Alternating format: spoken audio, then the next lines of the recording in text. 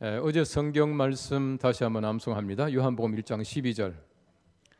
시작. 요한복음 1장 12절. 영접하는 자 곧 그 아들을 믿는 이들은 하나님의 자녀가 되는 권세를 주셨으니. 요한복음 1장. 어제 말씀 가운데서 우리가 은혜를 많이 받으신 줄 알고 우리 귀한 하나님의 자녀로 살기를 바랍니다. 오늘 성경 말씀은 우리 잘 아는 대로 그 예수님을 영접하는 모습인데, 우리 그리스도를 모시는 은혜가 어떠한 것인가 하는 것을 우리 잘 생각하시면서 오늘 말씀도 잘 묵상하고 또 암송되는 말씀이 되기를 바랍니다. 유대 사람들의 풍습 가운데 보면은 먼 길을 가는 손님들에게는 반드시 그 집을 방문하게 될 때는 그 집에 이제 묵게 하고 또 이제 식사를 대접하고 하는 것이 오랜 전통이었습니다. 우리 성경에도 보면 그런 장면들이 많이 나오고 있고요. 또 유대 사람들의 식사라고 하는 게 굉장히 단순합니다. 또 유대 사람들의 집이라고 하는 것도 뭐 우리 같이 이렇게 거창한 집이 아니고 이제 주로 이제 그 당시는 그 천막, 장막이었습니다. 그렇기 때문에 항상 그 장막을 칠 때에 손님을 위한 장막을 쳤다, 그렇게 말을 해요. 손님을 위한 장막을 두고 손님들이 오시면 거기에 이제 모셨고, 이제 그런 것이 그 사람들의 하나의 예의였습니다. 성경 보시면 예수님께서 첫 번째 기적을 베푸실 때에 그 물 항아리를 두고 거기에 이제 물 항아리에 물을 채웠다가 갖다 줬다, 이제 그렇게 말하지 않습니까? 그 물 항아리가 뭐냐 하면 성경 말씀에는 결례를 행하는 항아리, 그렇게 말하고 있습니다. 이 결례를 행한다는 말이 무슨 말이냐 하면은 거기다 물을 담아 놓고 손님들이 지나갈 때, 유대 그 땅은 보면 굉장히 좀 척박하기도 하고 먼지가 많이 나요. 또 비가 많이 오지 않고 하기 때문에 또 그 당시에 신발이라고 하는 것이 샌들이거든요. 이 샌들 같은 걸 신고 다니면은 이 발에 먼지가 많이 묻잖아요. 그러니까 손님들 오시면 제일 먼저 하는 것이 그 집안의 종이 그 손님의 샌들을 벗기고 발을 씻어주는 것이에요. 그 발을 씻어주는 물이 바로 그 물입니다. 그 발 씻어주는 물이 있는 항아리에 예수님께서는 물을 담아라. 그 당시에 물이 얼마나 깨끗했겠습니까? 뭐 정수된 물도 아닐 텐데. 그런데 그 물을 담아서 퍼다가 갖다 줬더니 맛있는 포도주가 됐다, 그렇게 말하고 있거든요. 어쨌든 그 결례를 행하는 항아리라고 하는 것은 손님들을 접대하는, 손님들의 발을 씻어주는 물이었다라고 하는 것입니다. 그 아브라함 시대에 보면 그 롯에 대한 얘기가 나옵니다. 이 소돔과 고모라 얘기 나올 때 보시면은 그 롯이 있는데 저녁에 천사가, 이제 두 남자 모습의 천사가 왔지 않습니까? 왔을 때 그 집에 모셔 드리는 장면이 나와요. 그 집에 이제 모셔 드리니까 동네 사람들이 와서 그 남자들을 내어놓으라, 우리가 상관하겠다, 그렇게 말했다고 하는 것이에요. 이 상관하겠다고 하는 것은 이 성관계를 가지겠다는 얘기입니다. 이 소돔과 고모라가 그렇게 성관계가 복잡하고 아주 타락했다는 것을 얘기를 해주고 있어요. 어쨌든 그 롯이 손님들을 맞이했다라고 하는 것은 그 당시에 그런 풍습이었다는 것을 알 수가 있습니다. 우리가 사사 시대 보면은 그 드보라 시대에 가나안 왕의 야빈이라고 하는 그 왕이 이스라엘을 침범합니다. 침범했을 때에 그때 그 야빈 왕의 그 장군인 시스라라고 하는 사람이 이제 패퇴하죠. 이제 패해가 도망가다가 그 야엘이라고 하는 사람의 천막에 들어갑니다. 천막에 들어가는데 이 야엘이라고 하는 사람이 그 천막에 이제 모셔주는데 이제 우유를 좀 주고 또 물을 마시고는 잠에 들지 않습니까? 이 잠에 들었는데 자기 집에 모셔온 소위 말하는 적장이죠. 이 적장을 말뚝을 이 관자놀이에 박아가지고 죽였다, 그렇게 말하고 있어요. 그리고 손님 모셔놓고 죽이는 것은 옳은 일은 아니지만은 어쨌든 손님을 모시는 것이 그 당시에 일반적인 예의였다 하는 걸 우리가 잘 알 수가 있습니다. 사도행전 16장 말씀해 보시면은 그 빌립보 교회에 관한 얘기 나옵니다. 이 루디아라고 하는 사람이 이제 바울이 와서 이 복음을 받아들이게 되고, 루디아가 말하기를 만일 나를 주 믿는 자로 알거든 우리 집에 들어와 유하라 하여 강권하여 있게 했다, 그렇게 말을 하고 있습니다. 이 말이 무슨 말이냐 하면은 그 당시에 일반적으로 그 집에 모시는 것은 하나의 관행이었고, 또 잘 모시는 사람들이 우리 좋은 사람이었다 하는 것을 알 수가 있어요. 예수님께서 마태복음 24장 말씀, 24장 말씀, 25장 말씀에는 종말에 관한 말씀을 해주시는데 25장 말씀에 이런 말이 있습니다. 마지막에 예수님께서 이제 심판주로서 양과 염소처럼 이제 사람들 나눠 주실 텐데, 그때 사람들이 말합니다. 그 주님께서 말씀하시기를 내가 아플 때 도와줬고, 내가 배고플 때 먹여줬고, 주릴 때 물을 마셔줬다, 이렇게 말하니까 하는 말이, 내가 어느 때에 주릴 때 배부르게 했으며 목마를 때 마시게 했고 나그네 되고 또 헐벗었을 때 도와드렸습니까? 그렇게 말합니다. 그때 예수님께서 하시는 말씀이 지극히 작은 자 하나에게 한 것이 곧 나에게 한 것이다. 그렇게 말을 해요. 지극히 작은 자 하나에게 한 것이 내게 한 것이다. 이 말은 무슨 말이냐 하면은 지극히 작은 자 하나를 항상 모시고 대접하라는 얘기입니다. 예수님처럼 대접할 때에 부지 중에 천사를 대접한 자가 있을 것이다. 그렇게 말을 하고 있습니다. 어떤 면에서 볼 때 우리가 하나님의 은혜 가운데 살아간다라고 하는 것은 늘 우리가 마음속에 무엇인가 모실 수 있는 마음의 방이 있어야 돼요. 우리 마음속에 예수 그리스도를 모실 수 있는 마음의 방, 여유가 없으면 절대로 모셔지지 않아요. 여러분, 사실은 우리가 손님을 대접한다, 또 내가 어떤 사람을 우리 집에 하룻밤 묵게 한다라고 하는 것은 굉장히 그 마음의 방이 필요합니다. 그 사람을 위해서 마음의 방이 있을 때에 그 사람에게 내어줄 수 있는 방이 있을 수 있다고 하는 거죠. 우리가 마음속에 정말 빈 마음을 가지고 예수 그리스도를 모실 방이 있어야 우리가 항상 우리 많은 사람들을 모실 수 있다라고 하는 것을 얘기를 해주고 있습니다. 오늘 성경 말씀은 우리 초대교회의 라오디게아 교회에 관한 말씀입니다. 이 라오디게아 교회를 보십시오. 얼마나 그들이 당당했습니까? 그들은 부자입니다. 부족한 것이 없습니다. 다 가지고 있습니다라고 자신만만하게 생각했지만은 성령께서 말씀하시기를 너희가 가난하다, 아무것도 없다라고 말씀하세요. 바로 그 교회 주신 말씀이 무엇입니까? 볼지어다 내가 문 밖에 서서 두드려노니 누구든지 내 음성을 듣고 문을 열면 내가 들어가서 먹고 또 그는 나로 더불어 먹겠다. 바로 이 말씀을 주셔요. 여러분, 실제로 보면 라오디게아 교회라고 하는 교회는 굉장히 좋은 교회였습니다. 참 좋은 교회였지만은 그들이 문을 열지 못했어요. 그들이 완전하게 예수 그리스도를 영접하지 못했습니다. 온전하게 예수 그리스도의 사람들이 되지 못했다는 얘기입니다. 많은 사람들이 보면 문을 열까 말까 이런 분들이 계셔요. 우리가 정말 어떤 면에서 볼 때에 예수를 믿는다라고 하는 것은 온전함을 늘 요구하고 계세요. 무슨 말이냐 하면은 우리가 예수 믿을 바야 진짜 믿지 않은 거예요. 제가 늘 얘기하지 않습니까? 예수 믿는다고 새벽에 나와가 이 고생하다가 천당 못 가면 얼마나 억울하겠어요. 그렇잖아요? 이 고생할 바야 천당 가야지. 또 우리가 주일날 어디 놀러 못 가고 낚시도 못 가고 또 골프 치러 가자는데 안 한 교회 가야 되니까 안 된다. 이렇게 늘 얘기해놓고는 지옥 가보세요. 얼마나 억울합니까? 예수 믿는답시고 세상에서 별로 못되게 살지 못하고 지옥 가면 제일 억울한 거예요. 그러니까 우리가 어떤 면에서 볼 때에 우리가 온전하게 예수 믿는 것이 굉장히 중요합니다. 라오디게아 교회도 참 좋은 교회였거든요. 하나님의 이름으로 모인 교회가 온전하지 못하기 때문에 책망만 받았지 않습니까? 얼마나 억울한 교회입니까? 그 교회에 예수님께서는 말씀하시기를 문을 열면 들어가서 먹고 마시겠다, 그렇게 말을 하고 있습니다. 우리 예수님은 가장 귀한 손님이십니다.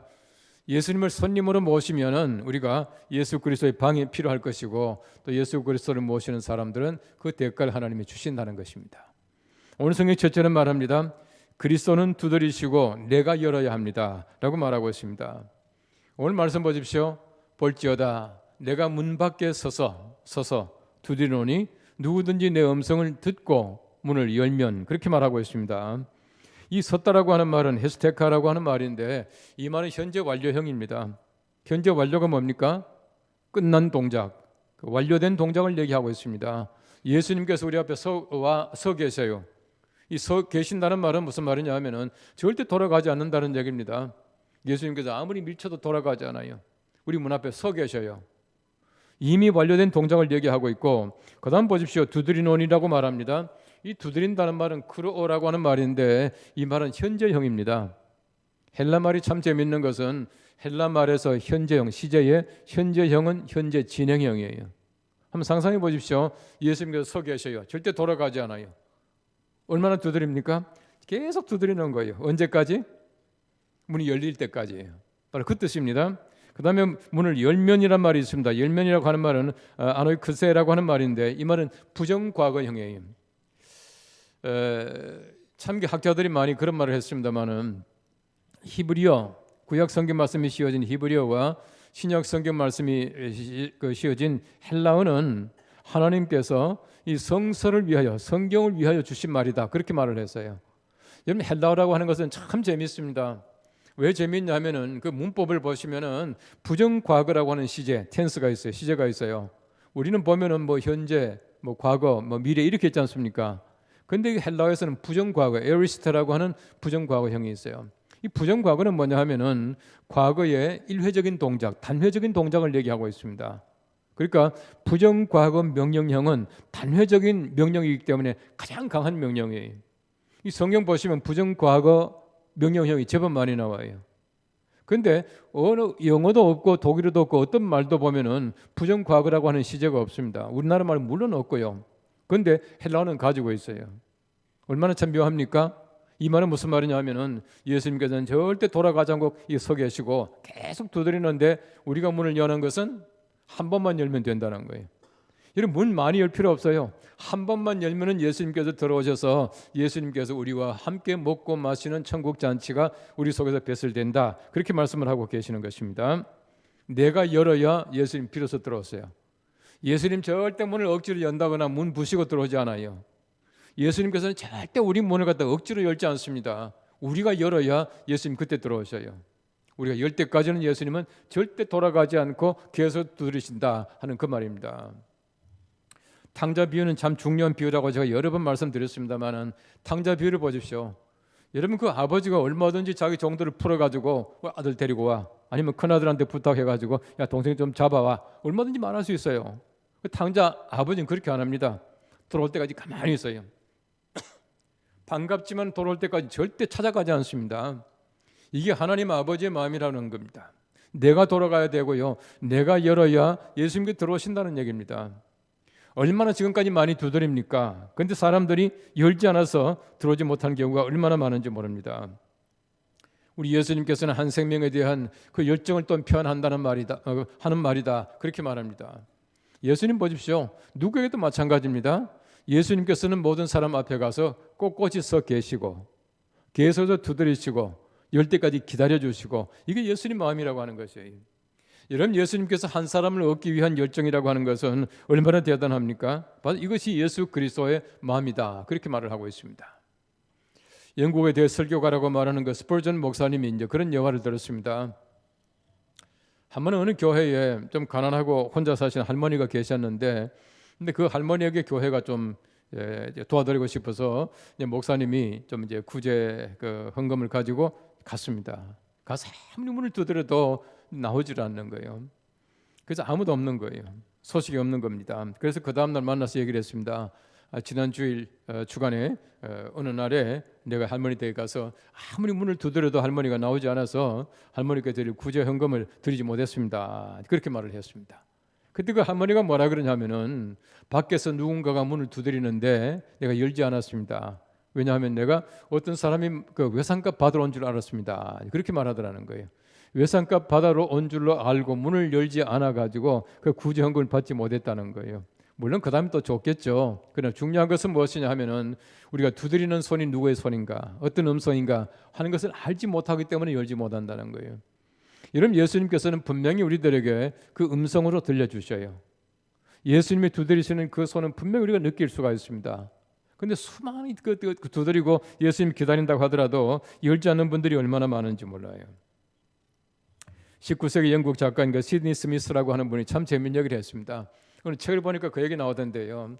사람이 늙어지게 되면은 아주 좋지 못한 한 가지 버릇이 생긴다. 그 버릇이 뭐냐 하면은 조금만 몸에 이상이 생기면은 마치 누군가가 나를 데리러 와서 문을 두드리는 줄로 알고 조급해진다. 우리나라 말로 하면은 저승사자가 와서 두드리는 줄 알고 겁을 먹는다, 이렇게 말을 하고 있어요. 누가 두드리냐? 우리가 저승사자가 두드리는 거 아니잖아요. 만일에 우리가 세상을 떠나게 되더라도 예수님께서 부르시는 것이지 겁날 것이 뭐가 있겠습니까? 중요한 것은 뭐냐면 우리가 이 땅에 살아갈 때에 예수님께서 두드리는 그 음성, 그 소리를, 그 음성을 들을 수 있어야 된다는 거예요. 예수님께서 한없이 기다리시고 두드리시는데 우리가 열지 않는다면은 얼마나 예수님의 그 수고에 대해서 우리가 배은망덕합니까? 우리가 한 번만 열면 됩니다. 아직도 열지 못하신 분들 꼭 여시기를 바랍니다. 오늘 성경 두 번째는 말합니다. 그리스도를 모시면 잔치가 베풀어집니다 라고 말하고 있습니다. 내가 그에게로 들어가 그로 더불어 먹고 그는 나와 더불어 먹으리라, 그렇게 말하고 있습니다. 이 예수님과 우리 어떤 그 상호, 어떤 그 교류, 교제가 이루어진다는 얘기입니다. 예수님만 들어오셔서 먹는 것이 아니라 내가 예수님과 함께 먹고 예수님께서 나와 함께 먹고, 바로 이러한 성도의 어떤 교제가 이루어진다, 그렇게 말하고 있습니다. 우리가 먹는 것이 얼마나 좋은 겁니까? 제가 늘 얘기하지만은 우리가 하늘나라 가도 먹고 살거든요. 이 땅에서 먹는 게 아니에요. 하나님의 나라 가도 먹습니다. 왜 먹습니까? 잔치, 즐거움, 축복, 기쁨, 이거예요. 하나님 나라 가면 늘 먹는 겁니다. 얼마나 즐거운지 몰라요. 여러분, 잔치집에 먹을 것이 없다? 그건 올바른 잔치가 아니에요. 우리 성경도 있지 않습니까? 아까도 말씀드린 대로 잔치집에 포도주가 떨어졌다? 이건 아니에요. 그 당시에 포도주라고 하는 것은 굉장히 중요한 하나의 식음료거든요. 그런데 이게 없다라고 하는 것은 잔치가 잘못됐다는 겁니다. 잔치를 준비하는 사람들이 잘못했다는 얘기거든요. 그런데 예수님께서 들어오시게 되면 항상 잔치가 있어요. 그 잔치라고 하는 것은 예수님과 함께 먹고 마시는 잔치입니다. 누구보다도 즐거운 그 잔치를 우리가 하게 될 것이다, 그렇게 말하고 있는 것이에요. 우리가 하나님의 거룩하신 나라에 가도 항상 먹고 사는 잔치가 배설될 텐데, 우리 그때는 예수 그리스도와 더불어 먹고 마시는 그 잔치, 우리 변화된 성도들의 잔치, 한번 상상해 보십시오. 얼마나 맛있고 즐겁겠습니까? 가장 즐거운 잔치가 될 거예요. 그럼 우리가 이제 맛을 얘기할 때는 세 가지 맛을 얘기하지 않습니까? 이 첫째는 화학적 맛, 그렇게 말을 해요. 이 화학적 맛이라고 하는 것은 뭐냐 하면은 미감입니다. 미감. 뭐 단맛, 짠맛, 쓴맛, 매운맛, 이런 미감. 이 미감을 화학적 맛, 그렇게 말합니다. 두 번째는 물리적 맛이라 그렇게 말하는데요. 물리적 맛은 뭐냐면 식감을 말한다, 그렇게 말합니다. 식감이 뭡니까? 뭐 쫄깃쫄깃하다, 뭐 시원하다, 뭐 또 예를 들어 가지고 뭐 식감이 좋다, 뭐 이런 거 있지 않습니까? 이런 것들을 두 번째 물리적 맛이라 이렇게 말합니다. 세 번째 맛은 뭐냐면 가장 중요한 맛이라고 말하는데, 세 번째 맛은 사회적 맛이에요. 이 사회적 맛이 뭐냐 하면은 누구하고 밥을 먹느냐라고 하는 거예요. 아무리 음식이 달달하고 참 이렇게 쫄깃쫄깃하고 맛이 있다고 하더라도, 그런데 미안합니다만은 아주 싫은 사람하고 마주 앉아 있어 보십시오. 그 맛이 좋겠어요? 예를 들어가 좀 식감은 덜하고 미감도 조금 덜하다고 하더라도 정말 사랑하는 사람과 마주 앉아 먹어보십시오. 얼마나 맛있는지 몰라요. 이러면 저희 집에서 저녁 식사는 굉장히 간단합니다. 뭐 요란하게 뭐 국거리고 밥하고 이렇게 잘 안 합니다. 그냥 있는 거 대강 먹어요. 대강 먹지만 저하고 아니하고 이제 둘이서 이제 먹어요. 뭐 다른 사람 먹을 사람이 있습니까? 그런데 어제도 먹어보니까요, 어떤 밥보다 맛있어요. 진짜 맛있어요. 제가 어저께 그랬다니까요. 죄송합니다만은 제가 그저께 경주에 가서 우리 뭐 미팅이 있어서 호텔에 있다가 왔잖아요. 그거 먹는 것보다 어제 저녁에 훨씬 맛있어요. 진짜 맛있어요. 네. 그거 아시잖아요. 왜 맛있냐? 간단합니다. 누구하고 먹느냐라고 하는 것이 가장 중요하다고 하는 겁니다. 자, 근데 보십시오. 우리가 하나님의 거룩하신 나라에 가서 그 아름다운 음식을 먹겠지만, 참 맛이 있겠지만은 그래도 누구하고 먹느냐? 그 좋은 사람들하고 먹잖아요. 구원받은 사람들, 예수님과 함께 마주 앉아서 먹고 마시는 그 잔치가 왜 맛있지 않겠습니까? 그 맛있는 잔치를 예수님께서는 주시겠다, 그렇게 말을 하고 있는 것입니다. 누구와 함께 음식을 먹는다라고 하는 것은 굉장히 중요한 교제입니다. 여러분, 아무나 밥 먹자 그러지 않잖아요.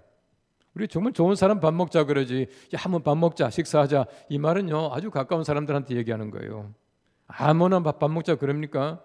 그러니까 아무나 밥 안 먹습니다. 또 우리가 혼자 밥 먹는 것도 굉장히 재미없어요. 아무리 맛있는 음식이라고 하더라도 혼자 먹으면 별로 맛이 없어요. 저는 혼자 밥 잘 못 먹는 사람이에요. 어쨌든 보십시오. 우리가 정말 맛있는 밥이라고 하는 것은 맛도 맛이지만은 사회적인 맛이에요. 우리가 누구하고 먹느냐? 예수 그리스도와 함께 먹고 마신다는데, 세상에 이런 잔치, 이런 아름다운 음식 상이 있겠습니까? 가장 좋은 상이 예수 그리스도와 함께 먹고 마시는 그 상이라는 말이에요. 제가 지난번에 한 말씀 드렸지만은 유대 사람들에게 오늘 저녁에 나하고 식사합시다, 이 말은 무슨 말이냐면은 당신 나하고 친구합시다, 그 말이래요. 참 재미있는 말이죠.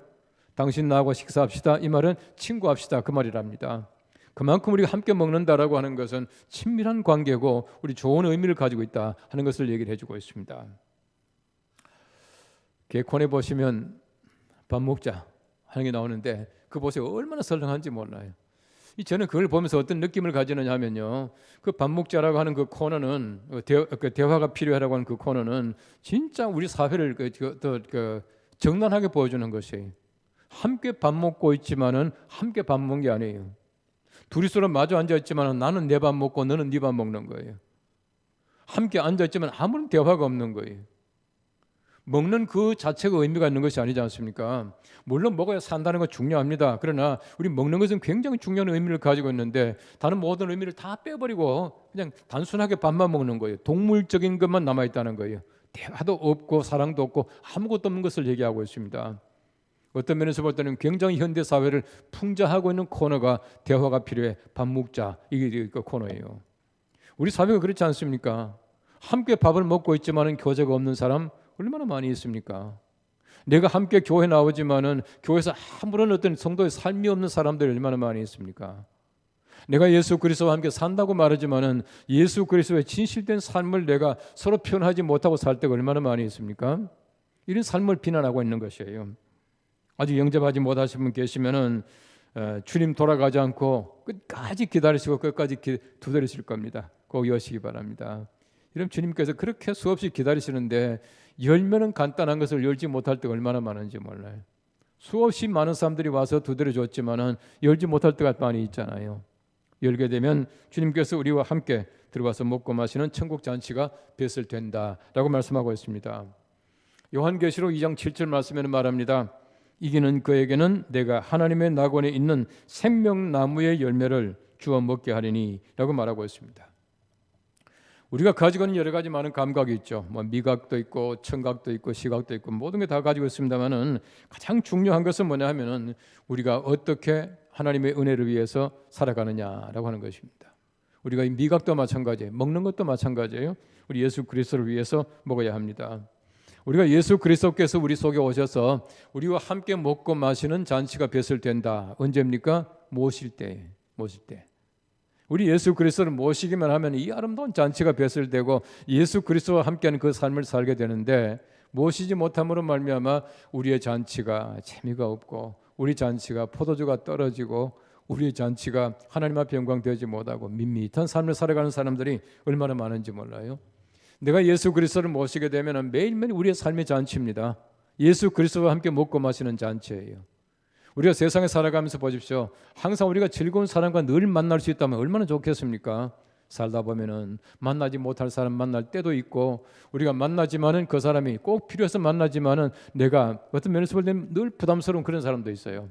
예수 그리스도 우리에게는 가장 좋은 친구이고 항상 나와 함께 마주 앉아 식사할 만한 대상입니다. 예수 그리스도를 모시는 그 기쁨이 날마다 우리에게 충만하시기를 간절히 바랍니다. 우리 다 함께 요한복음 1장 12절 말씀 다시 한번 암송합니다. 시작. 요한복음 1장 12절. 영접하는 자 곧 그 이름을 믿는 자들에게는 하나님의 자녀가 되는 권세를 주셨으니. 자, 이제 오늘 거 한번 다시 합니다. 요한계시록입니다. 요한계시록 3장 20절. 볼지어다 내가 문 밖에 서서 두드리노니 누구든지 내 음성을 듣고 문을 열면 내가 그에게로 들어가 그와 더불어 먹고 그는 나와 더불어 먹으리라. 요한계시록 3장 20절. 함께 기도하겠습니다. 우리 하나님 감사합니다. 하나님께서 우리에게 은혜 주셔서 하나님의 거룩한 품성 속에 살아갈 수 있도록 도와주시며 우리가 예수 그리스도께서 두드려 주심으로 우리가 열고 주님과 우리가 함께 먹고 마시는 귀한 잔치가 날마다 우리의 마음 속에서 우리 삶 속에서 계속되게 하심을 감사합니다. 우리가 그리스도를 모시는 그 은혜를 날마다 마음속에 품고 살아갈 수 있게 도와주시며 예수 그리스도를 모시는 그 기쁨이 날마다 충만할 수 있도록 도와주시기를 간절히 원합니다. 예수님을 우리 마음속에 모실 수만 있다면 우리가 매일매일 즐거운 삶을 살아가고 잔치 같은 삶을 살아가게 될 텐데, 모시지 못함으로 말미암아 참으로 세상에서 여러 가지 많은 어렵고 복잡하고 또 재미없는 삶을 살아가는 많은 사람들에게 가서 우리가 함께 두드려주고 문을 열게 하고 예수 그리스도와 함께 살아가는 귀한 삶을 살게 하는 귀한 증인들이 될 수 있게 도와주시기를 원합니다. 하나님, 오늘도 우리가 주님과 함께 더불어 사는 귀한 삶을 살게 하시고 우리가 먹고 마시는 모든 것들이 주님과 함께하는 귀한 잔치가 되게 하시고 우리 삶이 예수님과 더불어 하는 귀한 혼인잔치 같은 아름다운 삶이 되게 하여 주시옵소서. 예수님의 이름으로 기도합나이다. 아멘.